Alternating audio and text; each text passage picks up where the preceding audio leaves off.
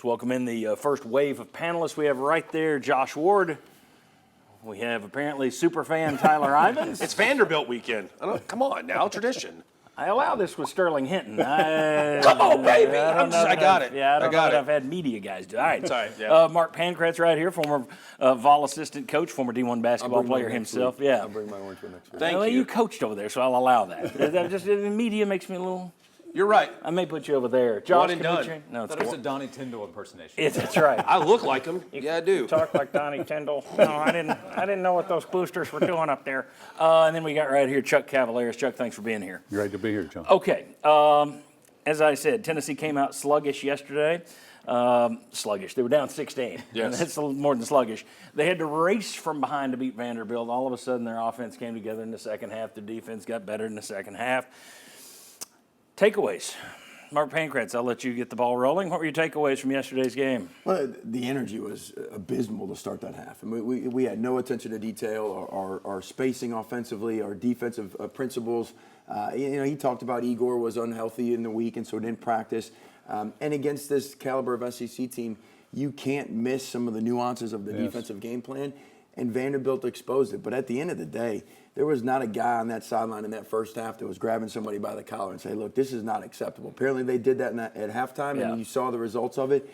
But when you play a really good team, Vanderbilt's a good team, but when you play a really good team's going to bury you. You're going to be down 25-30 in the first half playing like that, and you're not going to have a chance to come back. So we need to learn from that quickly. You always, let me throw something else very, very quickly. And I'm in danger of taking this off topic, but you always hear in football, well, the other team wanted it more. And the problem in football is it's hard for the little guy, the little engine that can't just win by wanting it more. Basketball, you go into the wrong gym on the wrong night, the little guy can take you down. How important is want to in college basketball? Well, Because if you're talking about, energy level, I consider that part of, if you're just sitting there and taking it, that's not want to, in my opinion. Yeah, I think there's a level of energy, and then there's a level of you get paralyzed by the moment of things aren't going your way, and you're kind of in that starstruck moment of like, all right, what's going on here? This is not us. What are we doing? And that's where you need somebody to snap you out of it and grab you by the collar, whether it's Zakai, whether it's a coach, whether it's a guy on the bench, that someone's got to get that energy going quicker. And thankfully, you were able to see that in the way that Zakai and Chaz performed in that second half. And I'm not suggesting they don't care about winning and losing. I'm suggesting on a certain day, you can come out flat, and you need somebody to put a foot in your backside to get everybody going. Chuck, I think my column would be that the rivalry is back in this series, and it had been gone for a long time. And now it matters to Vanderbilt, playing off what you said. You got so many guys from the portal. Milicic said after the Kentucky game that all losses are the same. And I don't think Tennessee fans would necessarily agree with that. But you've got the rivalry back again. You got a villain with Vanderbilt that Tennessee fans can boo against. And now you got Zakai Ziegler, all 22 points in the second half. I mean, that was just a sensational second half. But like you said, where was the energy at tip-off? takeaways? So I think as the 40 minutes played out, we got the reminder of the two guys that will likely lead or play the biggest role in how far Tennessee goes. Everybody has their role to play, but Chaz Lanier, by the end, he had the point production Tennessee needs, and then obviously the difference in Zakai Ziegler first half to second half was the difference in Tennessee not being in the game versus winning the game. And there are other factors. Felix Okpara woke up, and he had the fight in him, but when we talk about what Tennessee's going to do in a few weeks, what Zakai Ziegler and Chaz Lanier do will play a huge role in what the Vols do. They didn't get their first offensive rebound. Tennessee didn't until about the 3-minute mark of the first half. They didn't want to be in the paint. They were getting absolutely just go in and try to rip things away. Rick Barnes made it very clear after the Illinois win, even though it was kind of that bang at the buzzer with Jordan Gainey. We let them get too comfortable here tonight in their own house. Knoxville, when they lost to Kentucky, we just let Kentucky get too comfortable in this matchup. In the first half, Vanderbilt could do whatever they wanted to do. And then that's when you see a 13-point deficit get flipped on its head to an 18-point advantage to you with the 5-point difference. Tennessee finally started playing aggressive. And I knew eventually it would turn on, just especially by the way that Chaz played in the first half. Go ahead. Well, the one point you talked about, Chaz and Zakai, I think that's obviously the best two players. They perform well. We're going to perform well. But to me, you mentioned Felix and you mentioned Meshack. The reason why their performance is so vital is Barnes is a defensive guy. If we don't get offensive production from Felix or Meshack making 2 big threes in the corner, one down the stretch in the Right. second half, if we don't get offensive production from them, our Chaz and Zakai all of a sudden become much easier to defend. And now we're going to struggle to score. We need point production from those other guys. The Igor Milicic thing, I thought it was interesting. We both commented on this yesterday after the game, that he was out for the last 4 minutes of that game. Then after the game, you hear from Rick Barnes, well, he didn't practice this week. He was sluggish because he missed practice. He had screwed up a lot of assignments in the first half.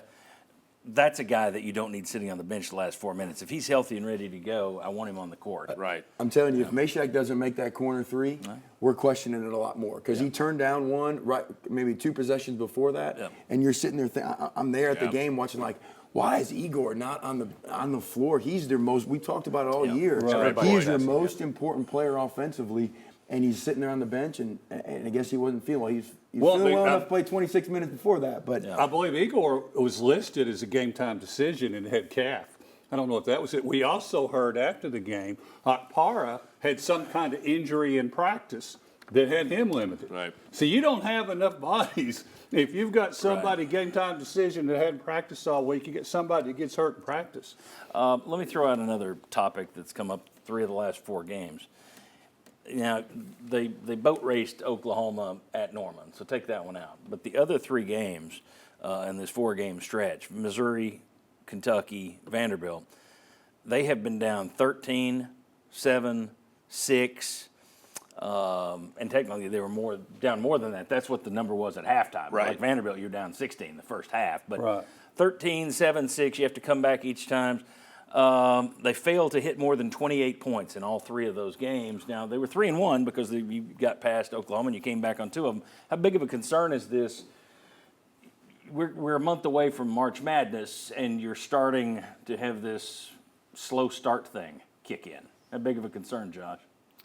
Yeah, it's for real. If you have that happen neutral court where it might be difficult to knock down shots and you have to enter comeback mode where you're going to have to take those shots if you're down 10 points, 12 points, more than that. Right. And the crowd's not there to be behind you. Exactly, and you don't have that kind of energy to boost you back up, then it's a huge concern.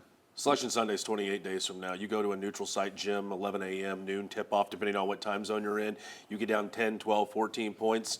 It's all she wrote with how this about team. this? Tennessee had lost 17 straight games when they trailed by at least 15, 16 points. So you can say, well, you fall behind that much, you're probably going to lose. But they came back and beat Vanderbilt. They did. I'm just saying I don't want to know, continue but to fall behind, do you? Why can't you put 2 good halves together? That's the question. And that's what you're going to need as you go on into tournament time. Mark, thoughts on them I falling think behind it's- these last few games? As long as we don't get, it's like football. If you're a run offense first, when you get behind, now all of a sudden you got to be passing it. Right. If we get 3-point happy and start jacking too much because we're trying to catch up, Yep. I think one thing that's optimistic about the way that we handled that second half yesterday is we kept attacking the basket. We kept attacking the basket as opposed to, oh my gosh, we're behind. Let's start jacking up a bunch of 3-pointers, and it ended up turning out to be the beneficial win.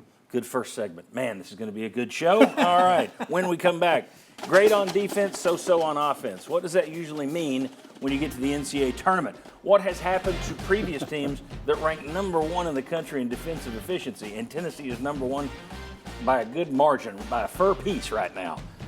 We'll tell you. Come on back on the Sports Source.